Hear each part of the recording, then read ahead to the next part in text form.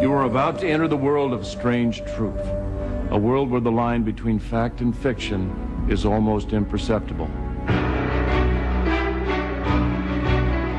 Beyond Belief, Fact or Fiction. Hosted by James Brolin.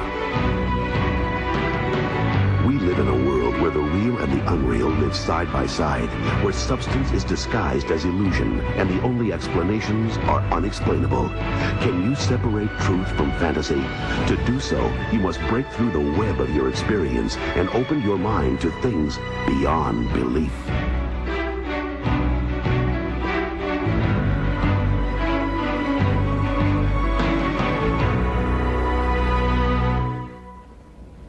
This word may look like it spells false to you. A closer look shows that it can also be true. The stories you will see tonight will challenge your power to separate what is true from what is false. Each story may seem to you beyond belief, and in fact, some of them are totally fictitious, created solely for your entertainment. But others are inspired by actual events that have been documented as happening to real people. We've changed the names and certain details, and yet the basics of the story remain the same. At the end of the program, we'll tell you which stories are totally false and which ones have true written on them. Can you recall ever seeing something that wasn't really there?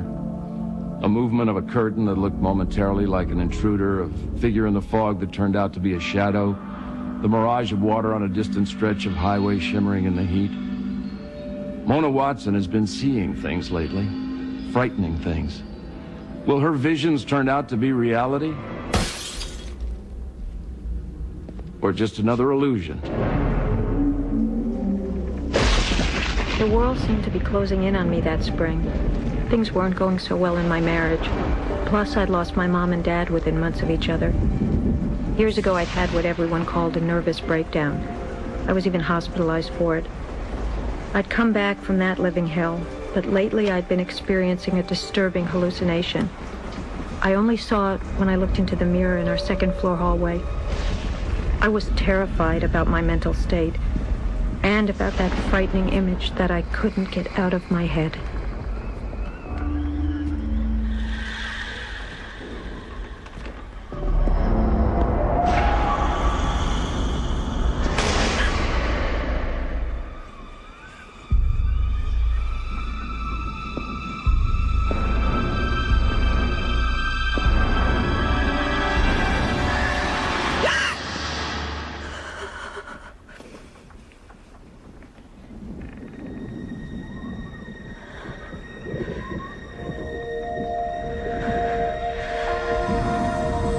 What I'm worried about, Dr. Hayes, is having a relapse. Mona, I really don't think that's what this is. Then why do I keep seeing that woman? Mona, you're working on a lot of stuff right now. Your mother just died, and you're under a lot of stress.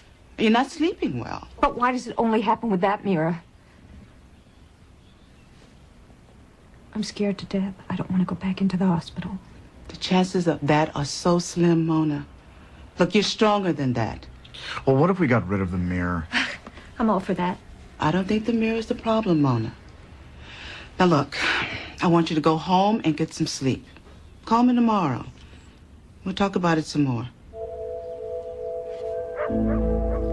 That night, I did everything I could to delay going up to bed. I knew the doctor was right. I had to conquer my own fears by myself.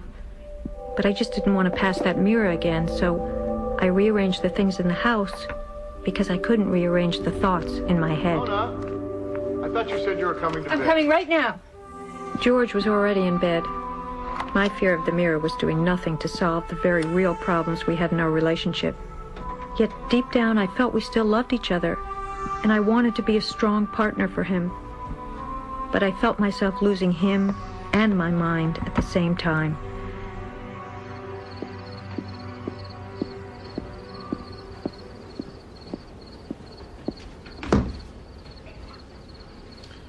You forgot to turn out the hall light. Do you want me to do it? No. Get it. I knew that George was trying to force me to confront my demons. He just didn't know how real they were to me.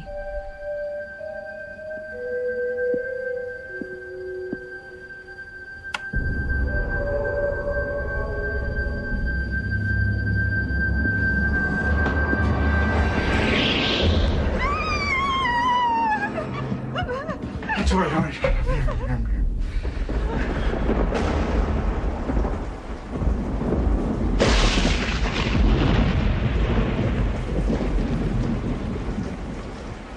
The bad weather continued all month long, and then a major storm hit that was stranding commuters like George in the city. Hello? Oh, George, hi. Uh-huh. Well, then when are you going to be home? Can't you come home tonight? Are you sure? Oh, George, please try. No. I'll be fine. Yeah. I'll just sleep with the lights on.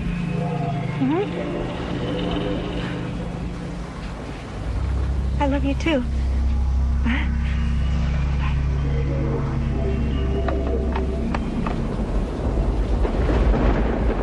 I was trembling inside, but I was determined to hold on to my sanity.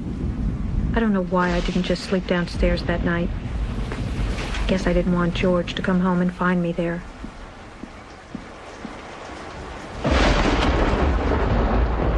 On the way upstairs, I made up my mind. I would compromise. I didn't care what Dr. Hayes might think.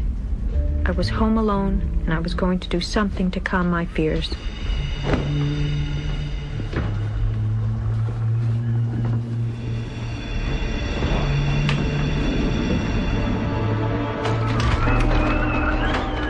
I've replayed that night's events over and over in my head, and it's as real to me now as it was on that terrible evening.